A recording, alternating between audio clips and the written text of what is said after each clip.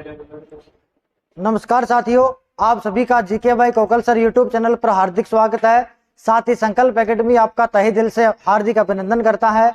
मित्रों, जैसा कि आपको पता है, बीएसटीसी के लिए संकल्प संस्थान जो है आपके टेस्ट ले रहा है।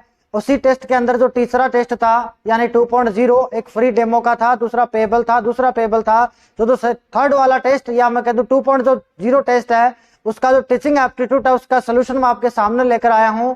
तो आप वीडियो को एंड तक देखिएगा और अपने डाउट क्लियर कीजिएगा। जहां कहीं भी दिक्कत हो तो नीचे आप कमेंट कर दीजिएगा, आपका डाउट है वो दूर किया जाएगा। आइए बिना समय गवाए ही अपन जो है सॉल्यूशन है वो शुरू करते हैं। देखिए पहला क्वेश्चन आ रहा है अपने पास, देखिएगा पहला जो क्वेश्चन अपने पास वो अपने पास दिया गया मित्रों, शिक्षा तभी सार्थक होगी जब, अब ऑप्शन दिया गया कि भाई शिक्षा है वो सार्थक कब होगी, तो पूछा गया कि भाई शिक्षा जो है वो तभी सार्थक होगी जब, पहला ऑप्शन दिया गया। देखो अपने को करना यह है कि पहले चारों ऑप्शन ध्यान से पढ़ने हैं, भले उत्तर पहले में मिल जाए, चारों नहीं पढ़ेंगे तब तक अपने को सही जवाब नहीं मिलने वाला। तो देखो पहला पढ़ते हैं, पाठ्यक्रम केंद्रित हो, ठीक बात है, कोई दिक्कत नहीं है। दूसरा अपने पास दिया गया है छात्र केंद्रित हो, तीसरा रोजगार केंद्रित हो और चौथा है समाज केंद्रित हो। अब देखो वैसे तो चारों ही सही है, लेकिन हमने को तो एक सही करना है।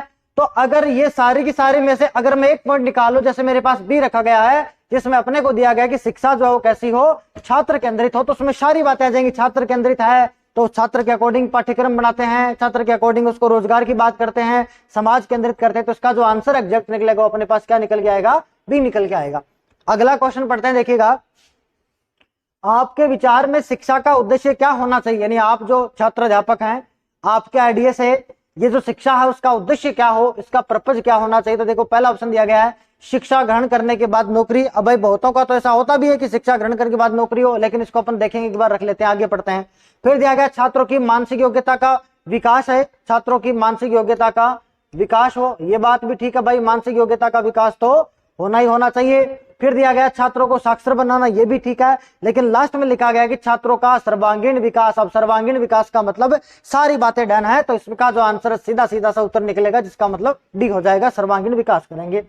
नेक्स्ट क्वेश्चन की ओर बढ़ते हैं, देखिएगा नेक्स्ट क्वेश्चन अपने को दिया गया है कि नेतृत्व का मतलब क्या है। देखो आपके टॉपिक दिया गया नेतृत्व, लीडरशिप, इसका अर्थ क्या है। देखो चारों ऑप्शन पढ़ेंगे, व्यक्ति के विकास को मार्गदर्शन करना हो सकता है, ठीक बात हो, छात्र संगठन के लिए नीति तय करना, यह भी ठीक बात है, निर्देशित विचार का नेतृत्व करना, संस्थान की प्रशासनिक कार्यवाही का नेतृत्व करना। देखो चारों में से देखेंगे तो अपने पास जो आंसर निकल के आएगा वो अपने पास आएगा व्यक्ति के विकास को मार्गदर्शन करना। क्यों? क्योंकि व्यक्ति के विकास को मार्गदर्शित करेंगे तो संगठन भी बना सकता है, संगठन में भी नीति तय हो जाएगी, उसका निर्देशित विचार है वो भी नेतृत्व हो जाएगा, और किसी एक संस्थान की बात अपने को करनी नहीं है तो संस्थान की प्रशासनिक कार्यवाही का नेतृत्व करना। ये थोड़ा उत्तर तो ये भी सही है, लेकिन थोड़ा अपने देखेंगे तो संकीर्ण जो मानसिकता है, लिटिल बिट के लिए अपने को ब्रॉड मीनिंग देखना, तो ब्रॉड मीनिंग अपने को कहां से मिलेगा, व्यक्तित्व है, क्या व्यक्ति नहीं है व्यक्तित्व है, तो व्यक्ति क्या है, व्यक्तित्व के विकास के लिए मार्गदर्शन करना, यानी 53 में ए आंसर हो जाएगा।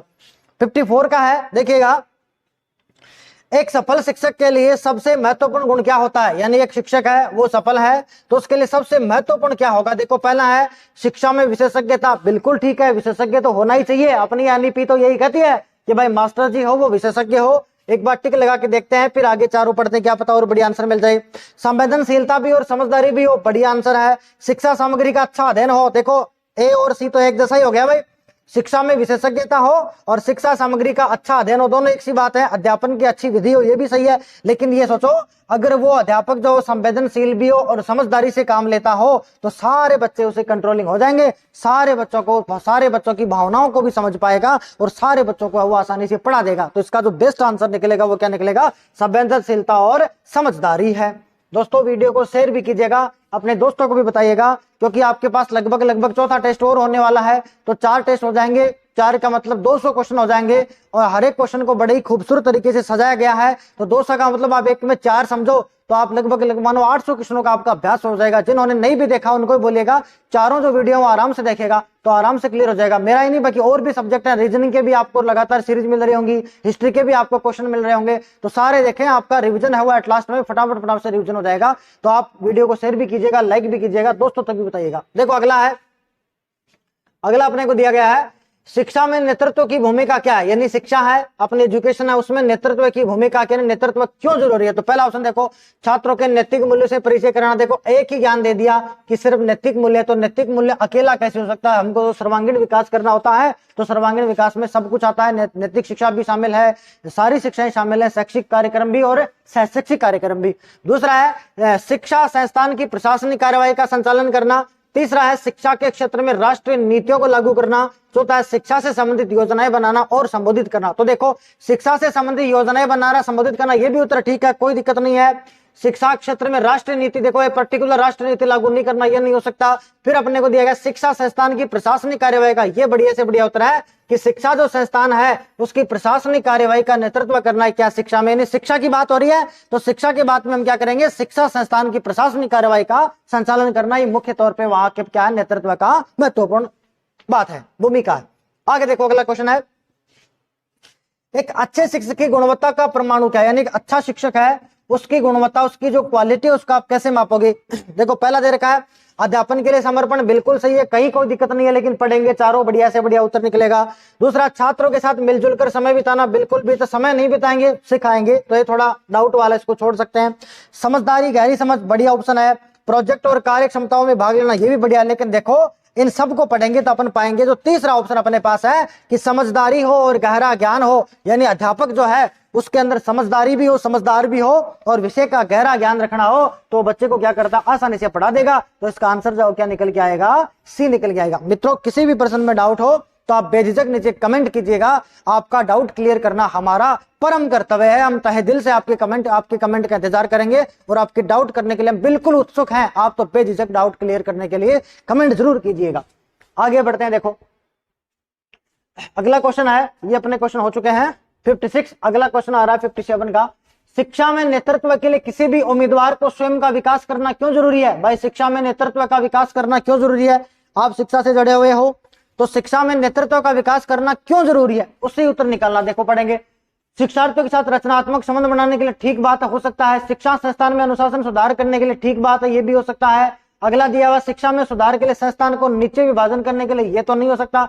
शिक्षा के क्षेत्र में नई नीतियों के लिए उत्साह उत्पन्न करने के लिए, देखो सबसे बढ़िया आंसर यही निकल गया कि शिक्षा के क्षेत्र में जो नई नई नीतियां हैं उनका क्या करेंगे, उत्साह उत्पन्न करने के लिए अपन स्वयं का विकास करते रहेंगे ताकि बच्चों को है वो नई टेक्निक से पढ़ा सकेंगे। जैसे नया बच्चा पैदा हुआ है, अब इस दुनिया में नया बच्चा आ रखा है, वो नई टेक्निक से पढ़ेगा क्योंकि इतने सारे संसाधन हो चुके हैं, पहले इतने संसाधन थे नहीं, तो हम क्या करेंगे उसके लिए प्रिपेयर रहेंगे। तो शिक्षा के क्षेत्र में जो नई नीतियां आ रही हैं उसका उत्साह उत्पन्न करने के लिए हम स्वयं का विकास भी करेंगे। भाई मैं जैसे पढ़ा रहा हूं तो मैं पहले से पढ़ा रहा हूं, तो पहले तो वही टेक्निक होती थी कि भाई ब्लैक बोर्ड होता था या ग्रीन पट होता था, उसी पे हम पढ़ाते थे, और ग्रीन पट पे याद रखना पीली चौक से लिखा जाता है, एनसीईआरटी यही कहती है। लेकिन अब जैसे जैसे दायरा बदला है, जैसे जैसे कोरोना आया था उसके बाद में सब कुछ ऑनलाइन होने लगा है, तो वो टेक्निक मेरे को भी आनी चाहिए। यही तो ये पूछ रहा है कि स्वयं का नेतृत्व के लिए स्वयं का विकास क्यों जरूरी है। तो मेरे में नेतृत्व के गुण के अंदर भी, यदि विकास के अंदर भी मेरे अंदर नई नई शैक्षिक नीतियों का अगर मुझे पता चलेगा तो मैं उनका अगर उत्साह बढ़ाऊंगा तो उस टेक्निक से मैं नेतृत्व कर पाऊंगा। जैसे कि मैं भी आपके सामने आपका नेतृत्व कर रहा हूं, उसी तरीके से ये बात है।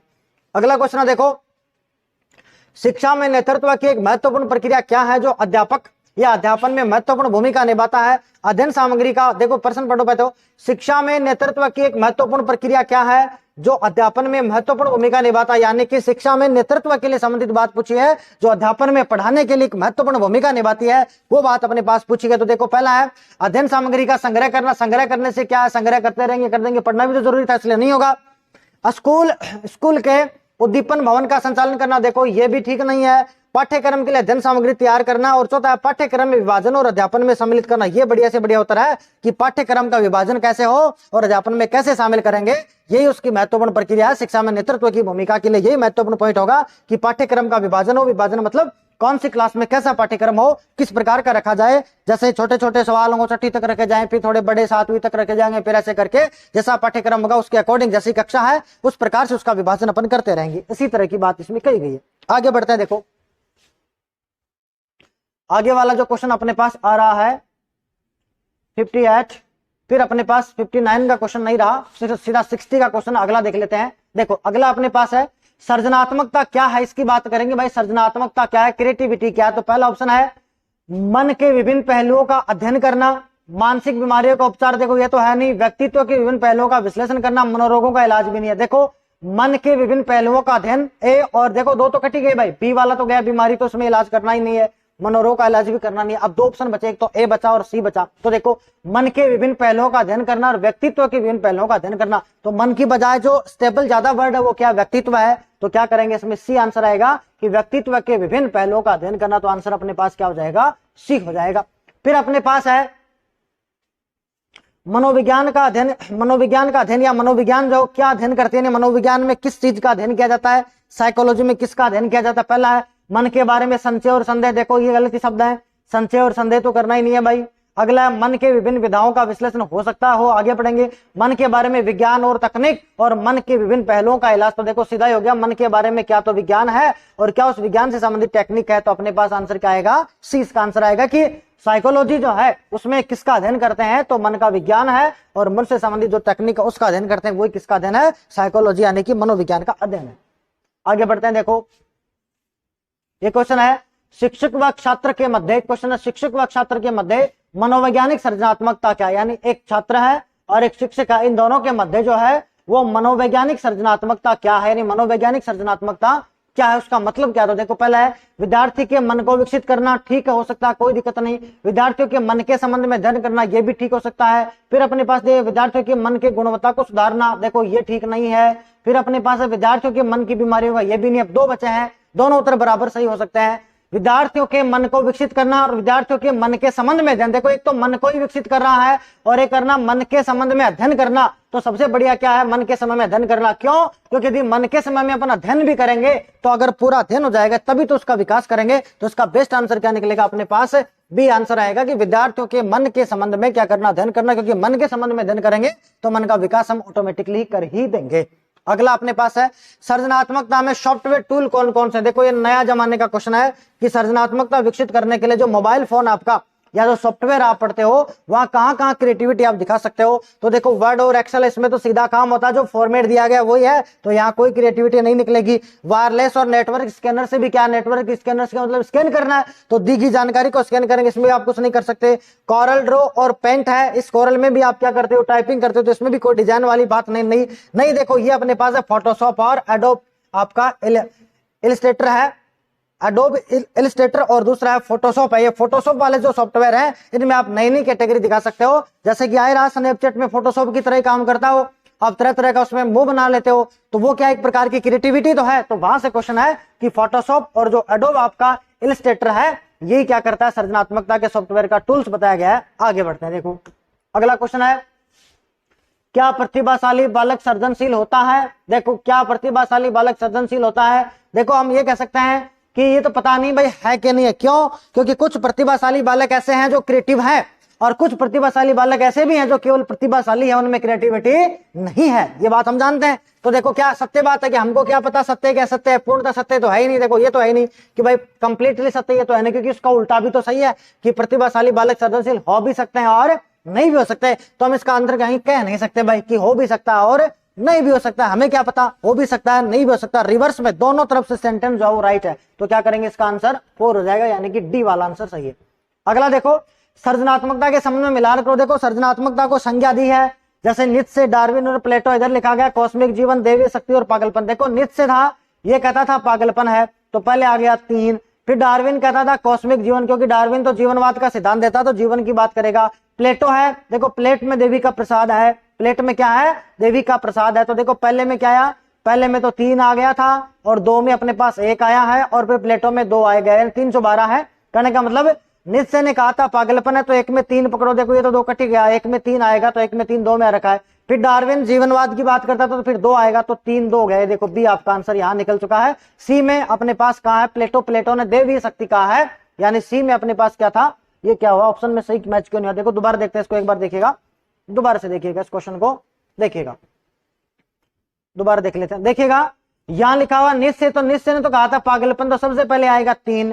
फिर डार्विन, डार्विन ने कहा था क्या 1, क्या कहेंगे 3 के बाद में 1 आएगा, तो कहने का मतलब कॉस्मिक जीवन। प्लेटो ने कहा था देवीय शक्ति है, प्लेट देवी, ऐसे याद करेंगे कि प्लेट में देवी का प्रसाद है, तो प्लेटो ने कहा था देवीय शक्ति ने 312 से, ये पढ़ा ना मैंने नहीं देखा। तो पहले में देखो 3rd है, फिर उसके बाद में आपका 1 और फिर 2, तो आंसर क्या निकलेगा आपके पास, सी निकलेगा। ऐसे देख लेना, ये वाले अगर गड़बड़ हो तो नहीं, गड़बड़ नहीं हो तो सही है। आगे चलते हैं, देखो प्रतिभाशाली बालक सर्जनशील होता है, ये किसने कहा था? देखो एक स्टेटमेंट आता है कि प्रत्येक प्रतिभाशाली बालक सर्जनशील होता ही है। ये बात, ये कथन किसकी है? ये कथन रेन जोली का स्टेटमेंट है। बाकी हम कह सकते थे कि जरूरी नहीं है कि प्रतिभाशाली बालक सर्जनशील हो ही, जबकि एक रेन जोली का स्टेटमेंट आता है जिसमें ये कहा जाता है कि प्रतिभाशाली बालक है वो सर्जनशील हो, रेन जोली कहती है। अगला देखो, शिक्षण अधिगम करवाते समय कौन सा तरीका उपयोग में ले सकते हो? सरल से जटिल पढ़ाते हो क्या? बिल्कुल पढ़ाते हैं साहब, कहीं कोई दिक्कत नहीं है, क्योंकि पहले बच्चे को सरल सरल चीजें बताएंगे, कैसे कबूतर होता है ना, पैसे पंख होता है, फिर पूरा बताएंगे कि कबूतर पंख से ही उड़ता है, इस प्रकार से। तो फिर जटिलता की ओर बढ़ेंगे, तो पहले सरल फिर जटिल, सही बात है। नवीन ज्ञान को पूर्व ज्ञान से जोड़ेंगे, ये भी बात सही है कि अगर आपको कुछ नई चीजें सिखानी है तो पहले ये भी तो जोड़ा जाए कि पुराना ज्ञान आपका कहाँ तक था, तो नवीन ज्ञान को पूर्व ज्ञान से जोड़ना भी हो सकता है। अधिक से अधिक ज्ञानेंद्रिय प्रयोग में करें, देखो ये बात तो शाश्वत सत्य है कि ज्यादा से ज्यादा जिस भी काम को सीखने के लिए आप जितनी इंद्रियों को काम में लेंगे उतना ही वो चीजें ज्यादा स्टेबल होंगी। जैसे मैं अक्सर एग्जांपल भी देता रहता हूं कि आपको मोटर बाइक सीखनी है तो आप मोबाइल में मोटर बाइक नहीं सीखते, आपको चलाने के लिए आपको कई सारी चीजें काम में लेनी पड़ेंगी। हाथ भी काम में ले रहे हो, क्लच ब्रेक के लिए आप पैर भी काम में ले रहे हो, साथ के अंदर आप आंखें भी काम में ले रहे हो, पीछे भी देख रहे हो, तो बहुत सारे इंद्रियां, यानी एक से ज्यादा जो इंद्रिय काम में आ गई है, तो ज्यादा से ज्यादा जब इंद्रियां काम में आएंगी तभी ज्यादा सीखना स्टेबल होगा और लंबे टाइम तक जो सीखा जाएगा। तो 1 2 3 तीनों सही है, यानी ऑप्शन क्या हो जाएगा इसका? डी, यानी ऑल ऑफ दी, जिसमें सही है। आगे बढ़ते हैं, देखो अर्थपूर्ण अधिगम की महत्वपूर्ण प्रक्रिया क्या है? यानी कोई भी अधिगम करना है और उसका क्या हो? अर्थपूर्ण ज्ञान निकले, अर्थ आपको ग्रहण हो, तो ये प्रक्रिया क्या है? तो सीधी सीधी बात है, देखो मानसिक क्रिया। भाई अर्थपूर्ण अधिगम करना, सीखना क्या है? मानसिक तौर पे सीखना, तो इसका आंसर क्या निकलेगा? मानसिक। आगे देखा अधिगम का मुख्य घटक क्या है, अधिगम का मेन घटक क्या है? तो देखो उद्दीपक, लक्ष्य, बाधाएं, सारे घटक हैं, लेकिन सबसे पहले जो महत्वपूर्ण घटक कौन सा है? वो अपने पास अभिप्रेरणा है। यानी सीखने के लिए हमको सबसे पहले मोटिवेट होना पड़ेगा, चाहे वो बाइक सीखें, चाहे वो कोई चैप्टर लर्न करें, चाहे वो कुछ भी सीखे, सबसे पहले हमको अंदर से मोटिवेट होना पड़ेगा कि हमको ये कुछ सीखना है। सीखने के लिए हमको मोटिवेट होना ही पड़ेगा, मोटिवेशन के बिना नहीं है। आगे देखो, अगला क्वेश्चन देखते हैं अपन। नेक्स्ट क्वेश्चन आ रहा अपने पास, 1 मिनट।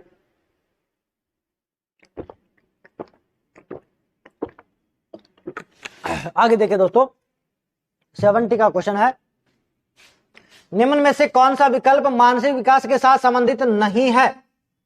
देखो नहीं है को पढ़ना था कि ऐसा कौन सा विकल्प है जो मानसिक विकास यानी आपके जो मेंटल डेवलपमेंट है उसके साथ कौन सा जुड़ा हुआ नहीं है। देखो एक तो दिया गया सीखने की प्रक्रिया में तीव्रता, बिल्कुल जुड़ा हुआ है, इसका मतलब ये बात तो सही है लेकिन इसके अकॉर्डिंग गलत है। कल्पना की सजीवता ये भी सही है, इसके अकॉर्डिंग गलत है। मानसिक क्रियाओं की तीव्रता ये भी ठीक है, लेकिन दूसरों पर निर्भरता ये गलत है, क्योंकि मानसिक विकास का मतलब दूसरों पर निर्भरता नहीं होता। तो इसमें कौन सा हो जाएगा? दूसरों पर निर्भरता। अगला क्वेश्चन अपने पास है, अधिगम में सबसे पहले भूमिका किसकी होती है? यानी जब अधिगम आप करेंगे तो सबसे पहले क्या काम में आएगा? अनुक्रिया काम में आएगी, अनुकूलन काम में आएगा, समायोजन काम में आएगा, आत्मीकरण काम में आएगा। तो सबसे पहले क्या काम में आएगा? आत्मीकरण काम में आएगा। कैसे? सुनेगा। आत्मीकरण का मतलब आत्मसात करना। हम कब सीख पाएंगे? जब उस चीज को हम आत्मसात कर लेंगे, अपने साथ उस चीज को जोड़ लेंगे। जब हम किसी चीज को अपने साथ जोड़ लेंगे, आत्मसात कर लेंगे, तभी तो हम उस चीज को सीख पाएंगे, तभी तो लर्निंग कर पाएंगे, तभी तो अधिगम हो पाएगा। यही तो ये बात बोल रहा है। तो सबसे पहला जो जरूरी क्या है, तो अपन क्या बताएंगे? आत्मीकरण की जरूरत है। आगे बढ़ते हैं, देखो यदि ज्ञान को एक संरचनात्मक प्रतिमान में न प्रस्तुत किया जाए तो वह क्या हो जाएगा? देखो ज्ञान है, आपने कोई ज्ञान लिया हुआ है और उसका आपको कोई भी रचनात्मक मॉडल के रूप में आपके सामने नहीं आया तो ज्ञान क्या होगा? सबको पता है, ज्ञान भूल जाएंगे। अगर कोई ज्ञान सिर्फ आपने पढ़ाई है, उसका आपने कोई काम में लिया ही नहीं है, तो वो ज्ञान पढ़ा पढ़ा क्या हो जाएगा? आप उसको काम में नहीं ले रहे तो उसको भूल जाओगे। तो इसका आंसर क्या हो जाएगा? बी हो जाएगा, विस्मृत हो जाएगा, यानी कि भूल जाएंगे। अगला क्वेश्चन है, शैक्षिक अनुप्रयोग में विषय वस्तु किस प्रकार की होनी चाहिए? यानी हम जब पढ़ते हैं तो विषय वस्तु कैसी हो? बोलो जटिल से सरल हो क्या? गलत बात है। कैसी हो? सरल से जटिल होनी चाहिए। पहले आपको क्या करेंगे? सरल सरल चीजें सिखाएंगे और उसके बाद में क्या करेंगे? जटिलता की ओर धीरे धीरे बढ़ते जाएंगे। आगे देखो कुछ है नहीं, सीखने में अधिक समय लगने वाली हो, गलत बात है। कोई उद्देश्य नहीं, ये भी गलत बात है। तो ये भी गया, ये भी कट गया, ये भी कट गया। एक बचा अपने पास बी वाला, सरल से जटिल और सिखाएंगे हम बच्चों को। आगे बढ़ते हैं, देखो ऑडियो विजुअल सामग्री। देखो यह है ऑडियो विजुअल, एवी वाली सामग्री है। ऑडियो का मतलब जिसमें आप सुन भी सकते हो, ऑडियो का मतलब सुनना है, और विजुअल का मतलब क्या है? देखना। यानी ऐसी सामग्री है जिसमें आप सुनते भी और साथ में देखते भी हो। यानी एक वर्ड में कहूं तो अपन कहेंगे ऐसे साधन है जो क्या है? दृश्य भी है, दृश्य के साथ में क्या है? श्रव्य है। अब देखो आगे पढ़ते हैं, ऑडियो विजुअल सामग्री का प्रयोग करते हुए किस सूत्र का पालन करना चाहिए। देखो ऑडियो विजुअल है तो आप सबसे पहले उन चीजों को देख रहे हो तो आपके पास क्या, जो चीज आपके सामने हो वो चीज मूर्त है और उस चीज को आप रिप्लेस कर रहे हो, फिर उसके बारे में ज्यादा सोच पा रहे हो तो उसको बोलते हैं अमूर्त, जो आपके सामने नहीं है। तो दृश्य श्रव्य साधन का सबसे मोटा मोटा जो उद्देश्य वही होता है कि किसी चीज को पहले मूर्त रूप से आपके सामने प्रस्तुत किया जाएगा और उसके बाद में आपको अमूर्तता की ओर ले जाया जाएगा। तो अपन क्या कहेंगे, मूर्त से अमूर्त की ओर। फिर देखो अगला क्वेश्चन आ रहा है, अधिगम होता, अधिगम कब होगा, जब निष्क्रिय होंगे तब होगा क्या, गलत बात है। शांत बैठे रहेंगे तब होगा क्या, गलत बात है। और आपके पास सक्रिय और निष्क्रिय रखें ये भी कोई मतलब नहीं, तो सीधा है अधिगम तभी होगा जब आप क्या हो, एक्टिव हो, जब आप क्या हो, सक्रिय हो, तभी आप क्या करेंगे, सीख पाएंगे। अच्छा अधिगमकर्ता की पहचान यह है जो आप हमेशा क्या हो, सक्रिय होकर सीखेंगे, वही क्या एक अच्छा अधिगम है। आगे बढ़ते हैं। देखो मित्रों ये अपना हो गया क्वेश्चन नंबर 74। अगला देखते हैं। देखो इस बार जो क्वेश्चन थे वो समझ के आधार पर क्वेश्चन थे, तो थोड़ा सा पेपर हो सकता है कि आपको टफ लगे, लेकिन टफ नहीं है, थोड़ा सा मॉडरेट लेवल का बता सकते हो थोड़े से, क्योंकि पीटीटी में कुछ ऐसे सवाल आए थे तो उन्हीं को आधार मान के मैंने थोड़ा सा इसमें चेंजमेंट कर दिया था। ठीक है, बाकी कोई दिक्कत नहीं है, आप देखना आराम से, आपका जो है मानसिक विकास इससे होगा। और इससे आप जब एग्जाम में बैठोगे तो आप इस तरह के, जैसे वहां तो 50 आएंगे और आप यहाँ पर उस तरह के लगभग 200 क्वेश्चन कर चुके होंगे उसी तरीके के, तो वहां तो आप आराम से कर दोगे। तो पढ़ना आराम से, सारे देखना। आगे देखो, सीखना का सिद्धांत किस पर आधारित है, बोलो जियो और जीने दो, ऐसा तो हमने पढ़ा ही नहीं। करो और मरो ये भी कोई सिद्धांत नहीं है, कोई है नहीं। ये रहा देखो प्रयत्न और भूल का सिद्धांत, यानी करने का मतलब जो हमने थार्डनडाइक के जो नियम पढ़े थे ना, मुख्य नियम और गौण नियम, तो जो 3 मुख्य नियम थे उसमें से एक अपने पास था ट्रायल एंड एरर वाला, तो प्रयत्न और भूल का सिद्धांत भी हो सकता है, कोई दिक्कत नहीं। यानी कि हम सीखने के लिए बार बार क्या करेंगे, प्रयत्न करेंगे और भूल सुधार करते जाएंगे, वही अपने पास सीखना। तो आंसर क्या होगा, प्रयत्न। और उसमें बिल्ली पर इसका प्रयोग था, ट्रायल एंड एरर पर, वही है। आगे देखो, आगे बढ़ते हैं। राष्ट्र के विकास में सबसे बड़ी रुकावट क्या, नहीं हमारा जो देश है इसके विकास में सबसे बड़ी रुकावट क्या होगी, तो देखो हम क्या करेंगे, निर्धनता नहीं है, पर्याप्त है, पर्याप्तता जो भी था ये भी नहीं है, पोषण का ये भी नहीं है, सीधा निरक्षरता, यानी लोगों के पास क्या है, अक्षर ज्ञान नहीं। अगर अक्षर ज्ञान होगा तो गरीबी भी जा सकती है, क्योंकि खूब सारे साधन है जिसके द्वारा गरीबी मिटा सकते हैं। तो सबसे पहले हमको क्या करना, सबको साक्षर बनाना, तो इसका आंसर क्या निकलेगा, निरक्षरता यानी कि अनपढ़। आगे शिक्षण क्या है, बोलो शिक्षण एक कौशल है, शिक्षण कला है, शिक्षण एक क्रिया मात्र है, शिक्षण एक तपस्या, तो शिक्षण एक प्रकार का क्या है, कौशल है। टीचिंग क्या है, तो टीचिंग तो एक स्किल है। जैसे मैं आपको पढ़ा रहा हूँ, कोकल सर आपको पढ़ा रहे हैं, कोई भी सर आपको पढ़ा रहे हैं, जीतू सर आपको पढ़ा रहे हैं, तो हर का अपना अपना कौशल है, हर कोई अपने अपने स्टाइल से पढ़ाएगा, अपने अपने कौशल से पढ़ाएगा, तो वो क्या, शिक्षण एक प्रकार का क्या कहेंगे, हमें कौशल है। आगे बढ़ते हैं। देखो शिक्षा में प्रचार प्रसार से क्या होगा, बोलो जब शिक्षा में प्रचार प्रसार करेंगे तो लोकतंत्र मजबूत होगा, बिल्कुल है। इनडायरेक्टली इसका है ही, कोई दिक्कत नहीं है। अंधविश्वास में कमी आएगी, बिल्कुल सही है, लोग अंधविश्वास करना छोड़ देंगे, सही है। आर्थिक विकास की दर बढ़ेगी, ये भी सही है। यानी अपन क्या कर सकते हैं इसमें, ऑल ऑफ दीज चारों बातें सही है अगर शिक्षा का प्रचार प्रसार हो तो। आगे बढ़ते हैं। एक अच्छा अध्यापक वह है जो क्या करेगा, मेधावी परिश्रमी हो, बिल्कुल हो, कहीं कोई दिक्कत नहीं है, लेकिन पढ़ेंगे चारों। अपने विद्यार्थियों से सच्ची लगन रखता हो, बहुत अच्छा ऑप्शन है। सादा जीवन व्यतीत करता हो, ये भी अच्छा ऑप्शन है। अपने विषय में परिपूर्ण, ये भी अच्छा, चारों ही सही है, लेकिन हमको तो केवल एक को चूज करना है। तो क्या हो, जो अपने विद्यार्थियों से सच्ची लगन रखता हो, विद्यार्थी उसके लिए सर्वोपरि हो, तो इसका आंसर हो जाएगा बी। अगला क्वेश्चन है, भाषा की मौखिक अभिव्यक्ति किस ज्ञानेंद्रिय द्वारा, देखो सिंपल प्रश्न है, भाषा की मौखिक अभिव्यक्ति, जैसे मैं बोल रहा हूं, अभी मैं आपको दे रहा हूं मौखिक अभिव्यक्ति, तो मैं किस अंग द्वारा मौखिक अभिव्यक्ति दे पा रहा हूं, तो किसके द्वारा दे रहा हूं, सीधा है, किसके द्वारा है, मुख के द्वारा दी जा रही है मौखिक अभिव्यक्ति। आगे बढ़ते हैं। राजेश मेरे सामने खड़ा है, कथन में कौन सा भिन्न है, अब मेरे सामने कोई खड़ा है तो मैं उसको देख पा रहा हूं, इसका मतलब कौन सा है, अपने पास दृश्य भिन्न है। अगर मैं सोच विचार करता तो मेरे पास विचार भी हो जाता, सुनता तो क्या हो जाता, श्रव्य भी हो जाता, और उसके भाव में मेरे से जोड़ लेता तो क्या हो जाता, भाव भी। तो यहाँ क्या कर रहा है, राजेश तो मेरे सामने खड़ा ही है तो मैं उसको देख पा रहा हूं, इसका मतलब कौन सा बिंब है, दृश्य बिंब है। आगे बढ़ते हैं। देखो भारतीय दृष्टिकोण के अनुसार द्विमुखी शिक्षण प्रक्रिया, यानी हमारे यहाँ पर क्या है, द्विमुखी शिक्षण प्रक्रिया, जिसमें कौन कौन है, उसमें एक तो अपने पास शिक्षक है और दूसरा कौन है, शिक्षार्थी है। एक तो शिक्षक है और दूसरे सीखने वाले हैं, तो इसमें बी उत्तर आपका पास हो जाएगा। इसमें देखो पहला था शिक्षक और पाठ्यक्रम, बिल्कुल भी नहीं है। शिक्षक समाज, ये भी छोड़ो, समाज तो शिक्षार्थी भी नहीं, हमारे पास बेस्ट ऑप्शन है भारतीय समाज में, हमारे पास क्या है, एक तो शिक्षक हो और एक शिक्षक के पास क्या हो, सीखने वाला हो, तो शिक्षार्थी हो। आगे बढ़ते हैं। देखो नेक्स्ट क्वेश्चन आ रहा है अपने पास, निम्नलिखित में से कौन सा अशाब्दिक संप्रेषण स्पष्ट रूप से व्यक्त करता है, यानी कि आपसे संप्रेषण तो होना है, लेकिन आपके पास क्या है, अशाब्दिक है। किसका प्रयोग नहीं करना भाई, शब्दों का प्रयोग नहीं करना है। तो यहां लिख देते हैं कि शब्दों का प्रयोग पर तो बैन है, शब्दों का प्रयोग तो करना ही नहीं है, फिर भी आपसे संप्रेषित होना। तो देखो पहला है प्रश्न पत्र में लिखे गए निर्देश। सीधा सी बात, अगर प्रश्न पत्र हम पढ़ेंगे तो हम पढ़ेंगे तो शब्दों का प्रयोग होगा ही नहीं, ये तो नहीं है, शाब्दिक चाहिए। ऑनलाइन कक्षा में भाग लेने वाले शिक्षार्थी, अब आप ऑनलाइन के माध्यम से पढ़ रहे हो, लेकिन हम तो पढ़ ही किसके माध्यम से रहे हैं, शब्दों के माध्यम से। हमको तो अशाब्दिक, तो ये भी नहीं है। अगला दे रखा है किसी व्यक्ति की वेशभूषा, बिल्कुल ठीक बात है। कोई आदमी है, उसकी वेशभूषा देख के ही हम उसे अंदाजा लगा लेंगे कैसा आदमी है।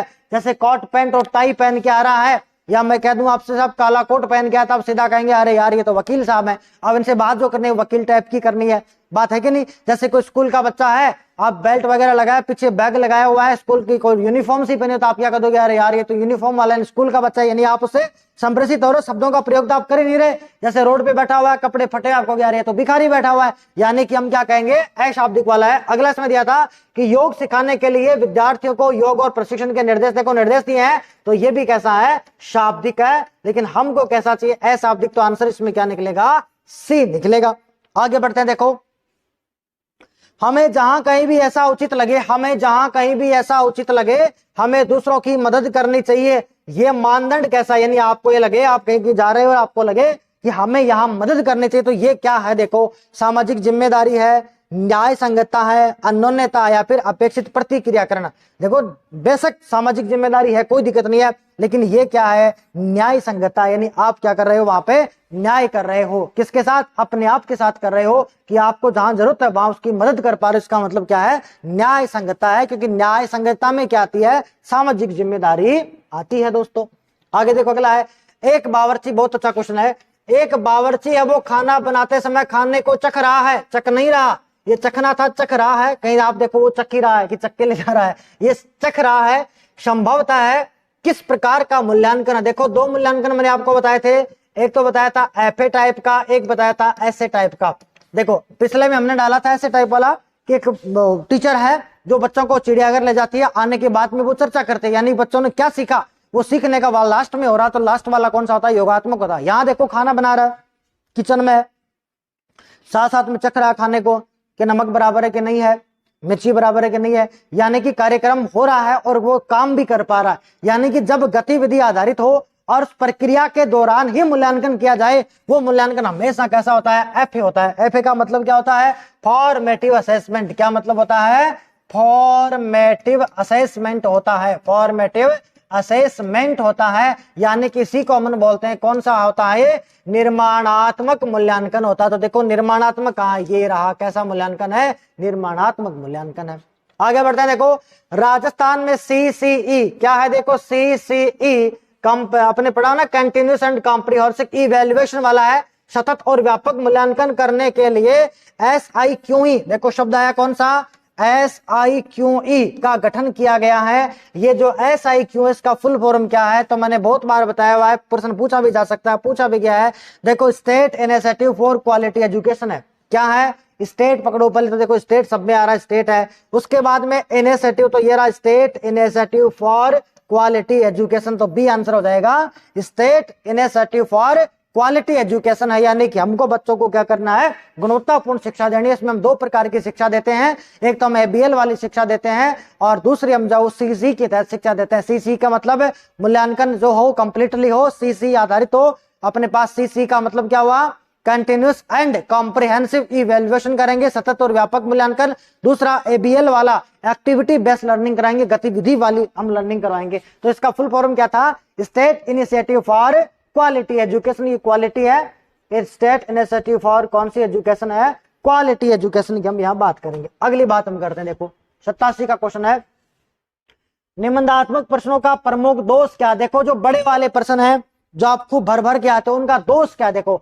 इनमें लिखित अभिव्यक्ति प्रदान करते हैं, ये तो गुण है, देखो ये तो दोष नहीं, इसका क्या है, गुण है। तो इसका मतलब इसके लिए तो गलत है, क्योंकि हमको तो दोष चाहिए, यहाँ गुण पूछा, अपने पास दोष पूछा, गुण है, इसमें मौलिकता होती है। इसको छोड़ते हैं, एक बार देखते हैं, आगे पढ़ लेते हैं। पहले व्याकरण संबंध ज्ञान की जानकारी बिल्कुल देते हैं। अगर आप बड़े वाला प्रश्न लिखेंगे तो उसमें आप पूरा पेज भर के आएंगे, नहीं आपकी वोकैब कैसे अच्छी है, आपका व्याकरण का ज्ञान कैसा है, वो सारे ज्ञान आएगा। ये तो इसका गुण है, यानी दोष नहीं है। और रटने पर बल देते हैं, रखने नहीं रटने पर बल देते हैं, बिल्कुल देते हैं भाई। बड़े वाले प्रश्न समझ के कौन करता है, सब रट के जाते हैं कि चलो उदारवाद पर 4 बातें बताओ, या पंचशीलता पर 4 बातें लिखो, या महाराणा प्रताप के बारे में 4 बातें लिखो, तो समझता कौन, हम क्या करते हैं उन सबको रट के तो जाते हैं, तो रटने पर तो बल देते हैं। इनमें मौलिकता नहीं होती। क्या नहीं होती है? मौलिकता। मौलिकता का मतलब नवीन रचना आपने क्या की, आपने तो रटा रटाए किया, तो उसमें मौलिकता नहीं होती है इन प्रश्नों के अंदर। तो आंसर क्या करेंगे अपन? बी करेंगे भाई।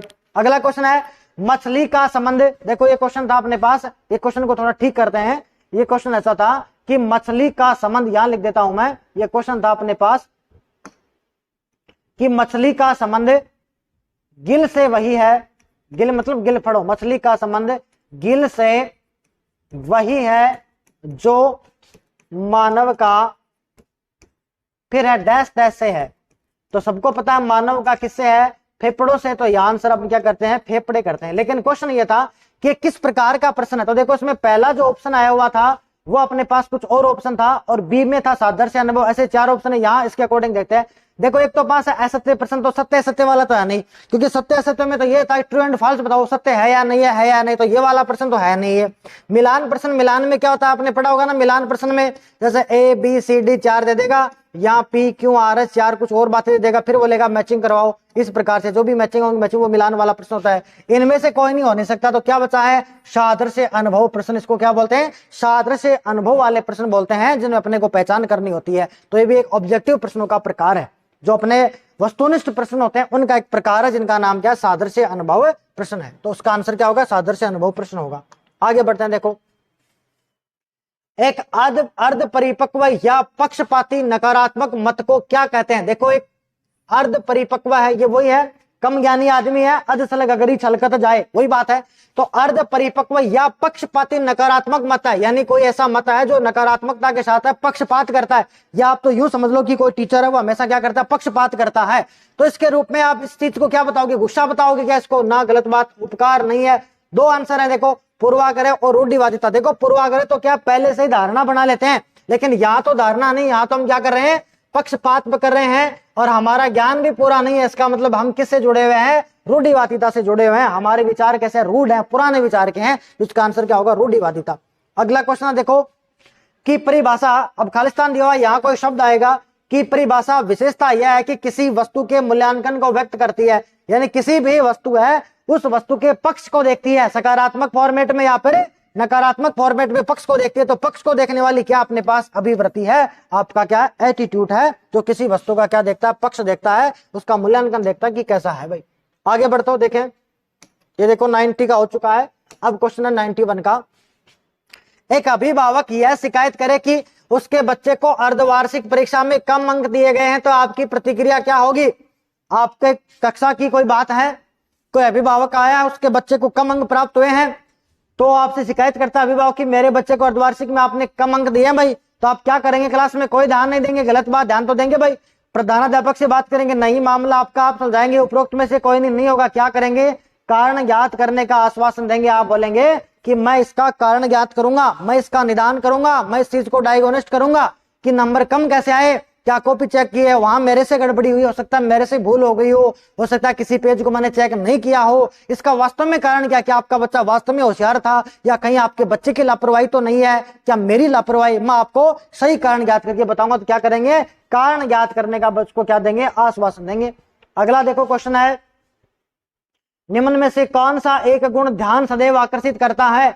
यानी कि ध्यान, आपका ध्यान जो है वो किसी चीज के प्रति आकर्षित कब होगा? जब आपके कर्तव्य क्या होंगे? मजबूत होंगे। यदि आप कटिबद्ध हैं, आपकी ड्यूटीज आपके साथ है, तो आप किसी भी चीज की तरफ ध्यान आकर्षित अपने आप कर दोगे। तो इसका आंसर क्या होगा? ये प्रतिबद्धता का लालच कोई मतलब नहीं है, सामाजिक चेतना भी नहीं है, आर्थिक उपलब्धि भी नहीं। इसका आंसर क्या निकलेगा? सी निकलेगा, कर्तव्य प्रतिबद्ध हो। अगला क्वेश्चन है, अध्यापक व प्राचार्य एक दूसरे के क्या होते हैं भाई?